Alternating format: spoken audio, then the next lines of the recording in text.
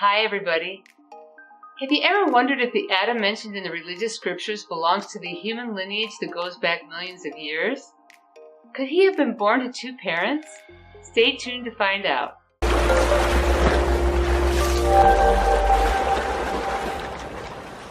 For more about getting to the truth about science, religion, or both, make sure you subscribe to my channel and also hit the bell button so you can be notified when I post new videos. My name is SUBTITLES Smith from Rise of Truth. Let's pinpoint the time of existence of the Adam of religion on this earth. Okay, in the last video we talked about the fact that Homo sapiens, the intelligent human, existed at least 200,000 years ago and developed over time to become the anatomically modern intelligent human 100,000 years ago. The anatomically modern Homo sapiens had migrated out of Africa and began to bury his dead after that, and this is supported by archaeological evidence. Also, religious scripture, specifically the Quran, mentions the issue of Adam's children being taught to bury the dead, so we conclude that Adam couldn't be more than 100,000 years old and was not born in Africa. So who was the first group of Homo sapiens who migrated out of Africa and buried their dead 100,000 years ago? Well, it was probably the group that migrated through the Nile Valley to Palestine.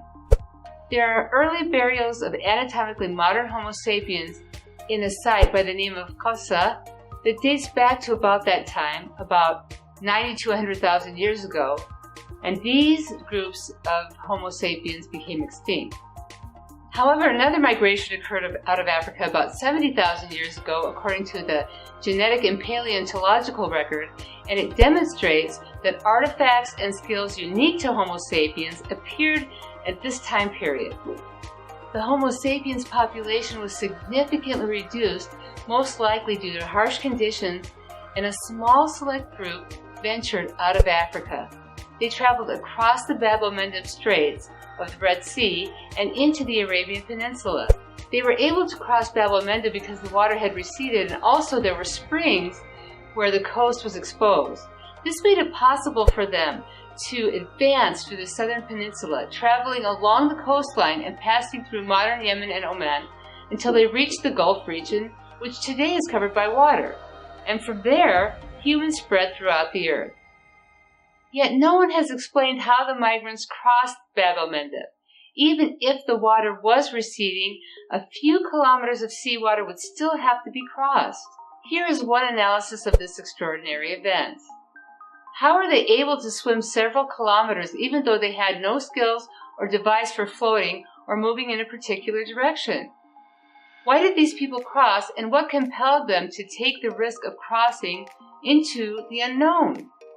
Why didn't multiple crossings occur if there was accessibility, ease, or great benefits that appealed to everyone's animal instinct? We cannot imagine that this crossing was pointless and did not involve selecting.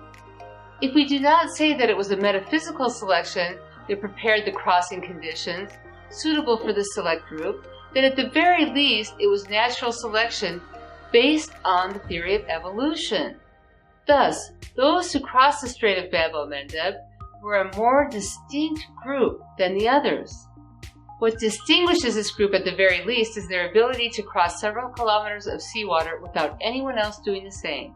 So within the timeline of Homo sapiens, narrowing down the time that Adam existed and maintaining what is consistent with religious scripture, we can restrict it to the period in which the select group migrated out of Africa to the Arabian Peninsula and then elsewhere about 70,000 years ago. We also have evidence of human migration to Asia and Europe, which would have happened after the first group crossed the Arabian Peninsula. These human migrations were to Asia and to Europe approximately 60,000 years ago and 40,000 years ago respectively. And these groups were the offspring of that group that migrated 70,000 years ago out of Africa by way of the Arabian Peninsula. So if we wanted to say that everyone on the earth today is physically from the offspring of the Adam of religion, except for some African tribes, and that Adam is born from the offspring of the first group to migrate out of Africa, then Adam must have been born into that group that migrated 70,000 years ago. Everyone from the small group became extinct except for Adam and his offspring, who survived, reproduced, and spread throughout the earth.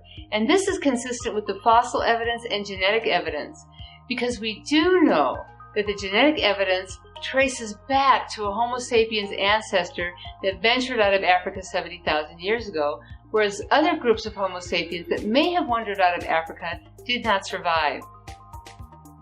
This means that when we combine religious scripture and scientific facts, there's no way that Adam existed earlier than 70,000 years ago.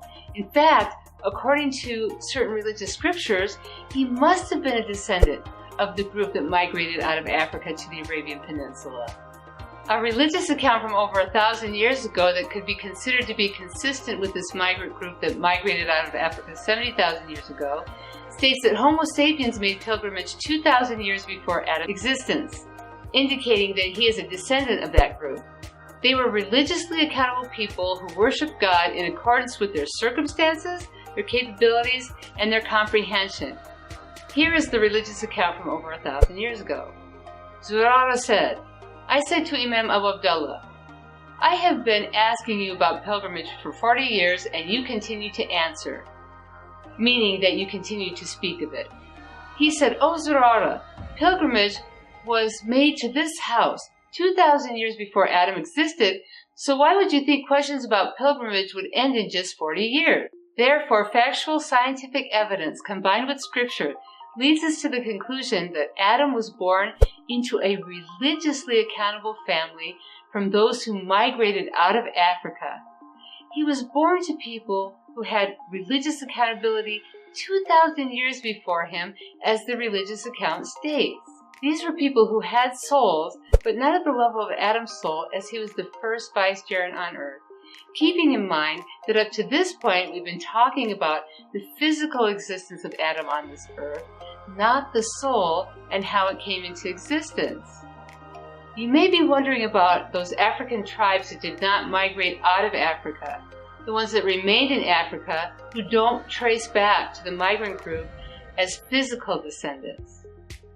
Now keep in mind that we've been speaking about the physical bodies of Homo sapiens up to this point and not the soul, and this will be discussed in a subsequent video when we delve more into the issue of the soul. Therefore, based on everything we've mentioned, the conclusion is that Adam was the descendant of the ones who migrated 70,000 years ago to the Arabian Peninsula. At this point, we can narrow the time of the Adam of religion to no more than around 65,000 years old, and he and his children settled in the Gulf Valley. Thanks for joining us, and if you want to join a community of people just like you, please join our Facebook group. And if there's any particular topic that you'd like to see addressed, please let me know in the comments. The name of our Facebook group is Rise of Truth, and the link is in the comments below. Thank you for watching, and we'll see you again soon.